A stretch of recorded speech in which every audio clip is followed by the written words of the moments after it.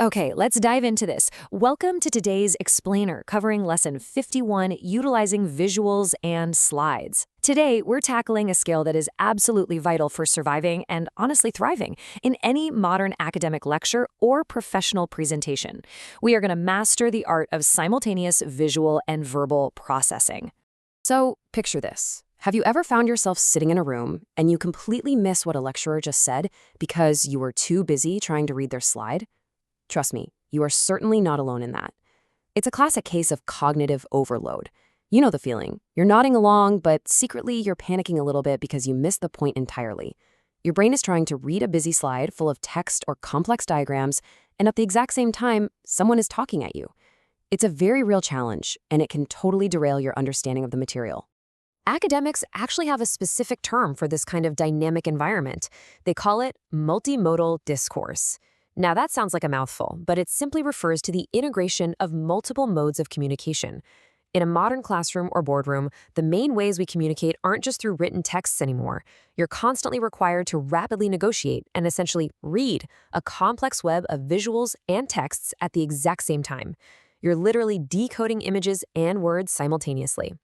To help us master this, think of me as your tour guide today. Here is our roadmap. We've got first, the visual multitasking challenge.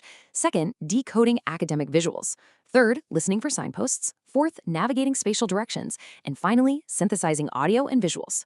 By giving you this roadmap up front, we're actually modeling the very signposting best practices we're about to talk about. Now, what's really interesting about this slide is our starting point. Section 1, the visual multitasking challenge.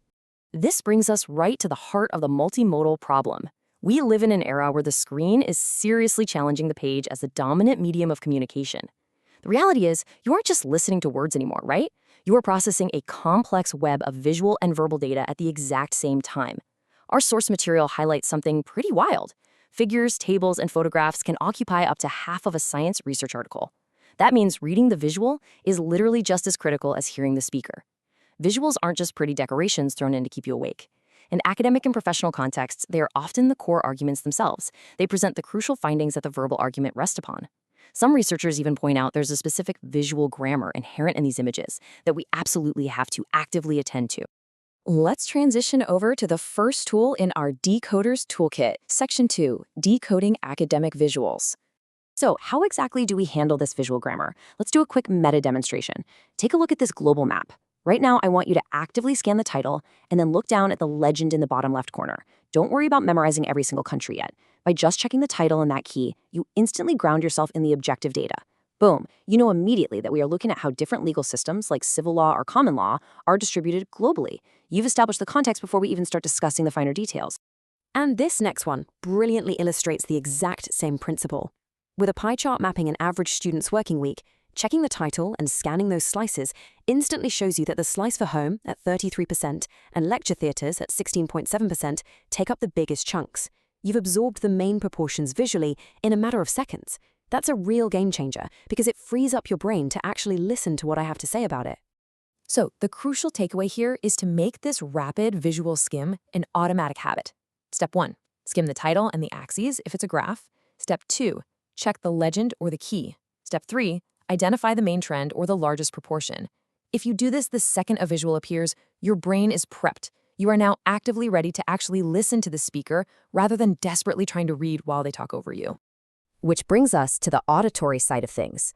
Section 3, listening for signposts. Once you've anchored yourself visually, you need to seamlessly tune in to the verbal stream. Lecturers and presenters use very specific auditory signposts to explicitly guide your attention to the data.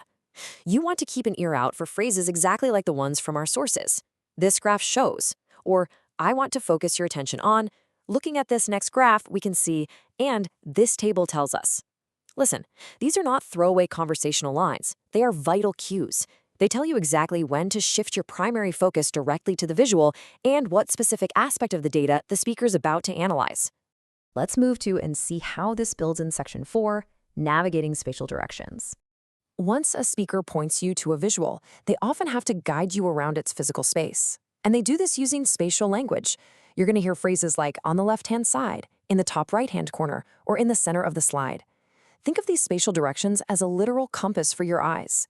When a visual is packed with a complex flowchart, multiple graphs, or a highly detailed map, this directional language is honestly the only way you can accurately synchronize what you are hearing with exactly what you should be seeing.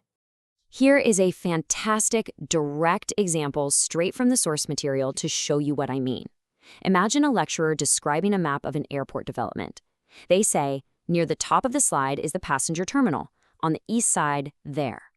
Notice how that spatial language locks the verbal description directly to a precise visual point.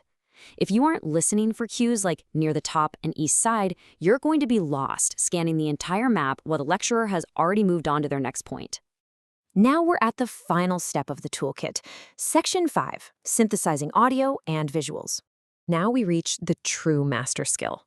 To successfully synthesize these two distinct streams, you really have to understand the fundamental difference between the screen and the speaker.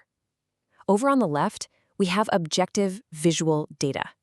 These are the charts, the maps, the statistics, the cold, hard facts. But on the right, we have the subjective verbal interpretation. This is the lecturer providing tentative explanations, broader context, and their own stance or ideas about what that data actually means in the real world. The texts we're drawing from highlight something absolutely crucial. Lecturers do not always point specifically to the visual information. Often, they use diagrams simply as a basis for interpreting and putting their own ideas across. Their verbal explanations of the data are often tentative. They'll use language like might, could, or probably, rather than definite statements. So, here is the big takeaway. A lecturer's job is not to read the slide to you. The slide is just the foundation.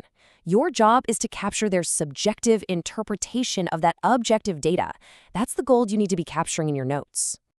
Let's tie this all together into a final, actionable 3-step summary for simultaneously processing multimodal discourse. Number 1, skim the visual data for objective facts the literal second the slide appears. Number 2, listen for the speaker's signposts and spatial directions to guide your visual focus.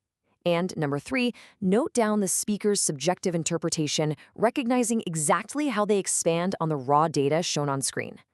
Which leaves us with this final provocative thought. Next time a slide pops up on screen in a lecture or a presentation, are you just going to read it, or will you truly decode it? You now have the toolkit to synchronize your eyes and your ears, navigating complex visual information while perfectly tracking the speaker's core message. Put these skills into practice, and you'll find multimodal learning isn't a distraction at all. It's a powerful way to understand the world around you. Thanks so much for joining me for this explainer. See you next time.